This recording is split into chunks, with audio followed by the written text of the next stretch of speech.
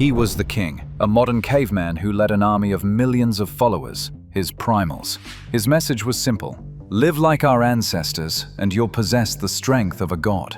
Raw liver for breakfast, bull testicles for dinner, ice baths at dawn. This wasn't just a diet, it was a revolution. Primals, I'm making this video to apologize, because I lied.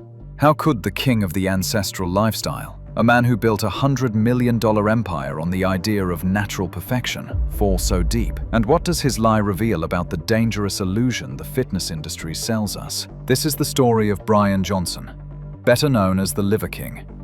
A story of deception, obsession, and the ultimate price of living a lie. But before we dive into his spectacular downfall, let me tell you about his rise, because understanding how he got to the top makes his fall even more shocking. This is Brian Johnson. Before he became the Liver King, he was a successful but relatively unknown entrepreneur from Texas. He had money, he had businesses, but he was anonymous, just another rich guy in a world full of them. But Brian had a vision. He saw the modern world as weak, soft, disconnected from our primal roots. He believed that, somewhere along the way, humanity had lost its edge. In 2021, he transformed himself into an online sensation. But this transformation didn't happen overnight. It was years in the making. Brian had been experimenting with what he called the ancestral lifestyle for over a decade. He studied our hunter-gatherer ancestors, their diets, their habits, their mindset. He became obsessed with the idea that modern humans were living completely wrong. His extreme diet of raw meat and organs wasn't just for show. He genuinely believed that eating like our ancestors, consuming every part of the animal, including the parts most people find disgusting, would unlock superhuman health and vitality. His 9 ancestral tenets became his Bible: sleep, eat, move, shield, connect, cold, sun, fight, and bond. But here's what made Brian different from other health gurus. He didn't just talk the talk, he walked the walk. Or at least, that's what he wanted everyone to believe. He would wake up at 4 a.m., do a brutal workout dragging heavy sleds and lifting Atlas stones. Then he'd eat a pound of raw liver, followed by bone marrow, followed by whatever organ meat he could get his hands on. He'd end his day with an ice bath that would make Navy SEALs shiver. His message was addictive.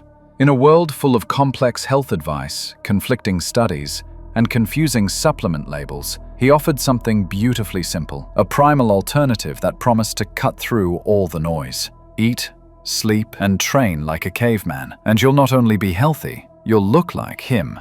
And that was the core of his promise. He was the walking, breathing proof of his own philosophy, standing at 5'7" and weighing around 190 pounds of pure muscle. With a body fat percentage that seemed impossibly low, he looked like he had been carved from stone. His physique was intimidating, impressive, and most importantly, he claimed it was 100% natural. He swore it over and over again, in every interview, every podcast, every social media post.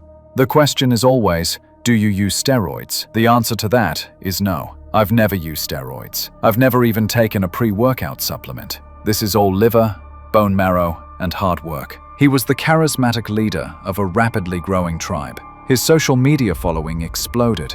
TikTok videos of him eating raw organs went viral. His Instagram posts showing his brutal workouts got millions of views. He appeared on Joe Rogan's podcast, on mainstream news shows, in magazines. Everyone wanted to know the secret of the Liver King.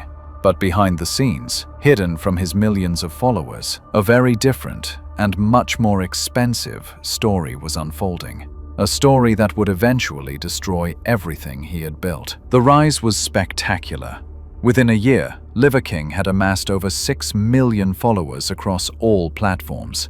His supplement company, Ancestral Supplements, was reportedly generating over $100 million in annual revenue. He was selling everything from desiccated liver pills to bone marrow supplements, all marketed as the key to unlocking your ancestral genetics. He wasn't just selling supplements, he was selling a lifestyle, a philosophy, an identity. People didn't just buy his products, they bought into his vision of what humanity could be. They called themselves Primals and adopted his mantras: dominate the day, earn your food, suffer to grow. His marketing was genius. He understood that people weren't just looking for another protein powder or vitamin.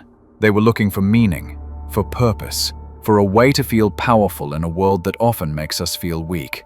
And Brian gave them that. He made them feel like warriors, like their ancestors who conquered continents and built civilizations with nothing but their bare hands. But as his star rose, so did the skepticism. In the dark corners of the bodybuilding community, the whispers began. Experienced bodybuilders, coaches, and fitness experts started questioning his claims. His physique, while impressive, had certain characteristics that raised red flags for those who knew what to look for. That guy is juiced to the gills. That's not a natural body. This man absolutely does not look natural, not at all. The criticism came from all angles. Joe Rogan, who had initially been fascinated by the Liver King's message, became increasingly skeptical. Derek, from More Plates, More Dates, a YouTuber known for his expertise in performance-enhancing drugs, repeatedly called out the Liver King's physique as obviously enhanced. But the criticism wasn't just about his looks. It was about the impossibility of his claims. Experts pointed out that the amount of raw liver he claimed to eat daily would be toxic to most people. His workout routine, while impressive, didn't align with the kind of training that typically produces his type of physique, and his recovery between brutal training sessions seemed superhuman. The criticism was there from the beginning, but Liver King's persuasive power was a strong shield. For every critic, there were thousands of believers. He deflected every accusation with a smile and an even more extreme stunt. He showed us the training, the raw meat, the ice baths. He invited cameras into his home, showed his daily routine, even had his blood work done on camera. He showed us everything except the truth. His responses to the steroid accusations became increasingly elaborate. He would point to his lifestyle, his genetics, his dedication. He claimed that his ancestors were Vikings, that he had superior genetics that allowed him to build muscle more efficiently than normal people. He even went as far as to say that his extreme diet was so powerful that it could produce steroid-like effects naturally. But the cracks were starting to show. Other influencers began doing deep dives into his claims. They analyzed his physique changes over the years, his training methods, his diet claims. The evidence was mounting, but it was all circumstantial until November 29th, 2022. And then, on that fateful day, the shield fell. The killing blow didn't come from a mainstream news outlet, but from a YouTuber. Derek from More Plates, More Dates published an hour-long video titled "The Liver King Lie." It was no longer speculation. It was evidence. Hard, undeniable evidence. Leaked emails from Brian Johnson himself to a bodybuilding coach laid everything bare. The emails, which Derek claimed to have received from a credible source, revealed the shocking truth behind the Liver King's physique. The emails showed a detailed correspondence between Brian Johnson and a bodybuilding coach, discussing his steroid cycle, his blood work, and his concerns about getting caught. The conversations were clinical, matter-of-fact, and absolutely damning. They revealed a monthly pharmaceutical protocol that cost over $11,000. The list was staggering. Human growth hormone at 2.5 IU daily, testosterone at 200 milligrams per week, decadurabolin for joint health, Winstrol for cutting, Omnitrope for additional growth hormone. The ancestral lifestyle was supported by a very modern and very powerful pharmaceutical cocktail that would make professional bodybuilders jealous. But it wasn't just the drugs. The emails revealed Brian's paranoia about getting caught, his concerns about drug tests, and his strategies for maintaining his natural image while using performance-enhancing drugs. He discussed timing his cycles around public appearances, using masking agents, and even considered hiring a publicist to help manage the growing suspicions about his natural status. The most damning part wasn't just that he was using steroids. It was the calculated deception. The emails showed that he knew exactly what he was doing, knew it was wrong, and continued to lie to millions of people who trusted him. People who were spending their hard-earned money on his supplements, believing they could achieve his results naturally. The illusion was shattered. The king was naked. For his millions of followers, it was a shock that reverberated through the entire fitness community. A feeling of betrayal that went beyond just disappointment. The man who had promised them they could achieve primal strength with liver and bone marrow had himself chosen the needle. The reaction was swift and brutal. Social media exploded with anger, disappointment, and memes mocking the fallen king. His comment sections were flooded with accusations of fraud. Fitness influencers who had previously defended him quickly distanced themselves. The mainstream media picked up the story, and suddenly the Liver King was front-page news for all the wrong reasons. Within days, the inevitable apology video appeared, but it wasn't a moment of genuine remorse. It was a masterclass in dodging responsibility, deflecting blame, and trying to salvage what was left of his empire. Sitting on his trademark throne, looking directly into the camera with the same intensity he had always shown, Bryan Johnson delivered what many considered to be one of the most tone-deaf apology videos in internet history. Before social media existed, I was rich and anonymous. Now I'm still rich, but no longer anonymous. He bragged about his wealth. He tried to justify his lies by claiming he did it to draw attention to mental health issues among young men. He positioned himself as a martyr who had sacrificed his reputation for the greater good. He claimed that his deception was actually a noble lie, designed to inspire people to live healthier lives. But the most insulting part of his apology was his refusal to take full responsibility. Because I lied. He claimed that he had only lied about one thing, his steroid use, and that everything else about his lifestyle was true. He maintained that his diet, his training, his philosophy were all genuine, and that the steroids were just a small part of his overall approach. It was a performance that only fueled the anger. The fitness community saw through his manipulation tactics immediately. His attempt to reframe his deception as a noble sacrifice was met with ridicule and disgust. The man who had built his empire on authenticity and truth had revealed himself to be just another snake oil salesman. The consequences were inevitable and severe. A class action lawsuit was filed against him and his companies, seeking $25 million in damages. The lawsuit alleged fraud, deceptive marketing practices, and unjust enrichment. Customers who had bought his supplements believing they could achieve his results naturally felt cheated and betrayed. His social media following began to hemorrhage. Sponsors dropped him. Podcast appearances were canceled. The mainstream media, which had once been fascinated by his unique approach to health and fitness, now treated him as a cautionary tale about the dangers of social media influence and unregulated supplement marketing. But Bryan Johnson wasn't ready to disappear quietly into the night. What followed was a series of increasingly desperate comeback attempts that only served to further damage his reputation and credibility. First came the Netflix documentary. Untold, The Liver King was supposed to be his redemption story, his chance to tell his side of the story and rebuild his image. But instead of a thoughtful examination of his rise and fall, it felt more like a 70-minute commercial for his brand. The documentary portrayed him as a misunderstood visionary who had made a mistake, but was fundamentally trying to help people. The documentary failed to address the real harm his deception had caused. It glossed over the financial impact on his customers, the damage to the credibility of the fitness industry, and the dangerous precedent his lies had set for other influencers.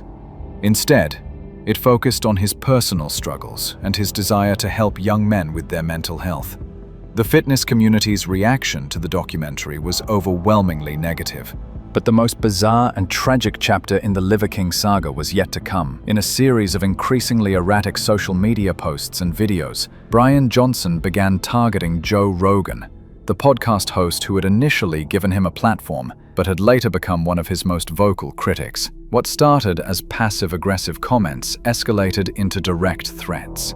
Johnson posted videos challenging Rogan to a fight, making increasingly aggressive statements about what he would do if he ever encountered the podcast host in person. The posts were unhinged, desperate, and clearly the product of a man who had lost touch with reality. The situation reached its peak when Johnson was arrested for making terroristic threats against Joe Rogan. The arrest was the final nail in the coffin of his reputation. The man who had once been seen as a health and fitness guru was now being portrayed in the media as an unstable individual who posed a potential threat to others. This wasn't a rebirth. This was the slow, painful implosion of a man who had started believing his own myth. The Liver King had become so invested in his persona, so dependent on the adoration of his followers, that he couldn't accept the reality of his situation. Instead of taking responsibility, learning from his mistakes, and trying to rebuild his life in a more honest way, he doubled down on his delusions and lashed out at those who had exposed him. The story of the Liver King is more than just the tale of one man's deception. It's a warning about the dangerous intersection of social media influence, unregulated supplement marketing, and our collective desperation for simple solutions to complex problems. In an age where anyone can become an expert with a smartphone and a social media account, the Liver King's rise and fall serves as a cautionary tale about the importance of critical thinking and skepticism.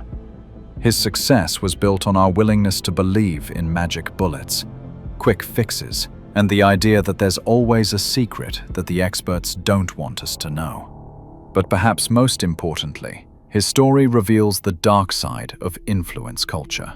The pressure to maintain an image, to always be on, to never show weakness or vulnerability.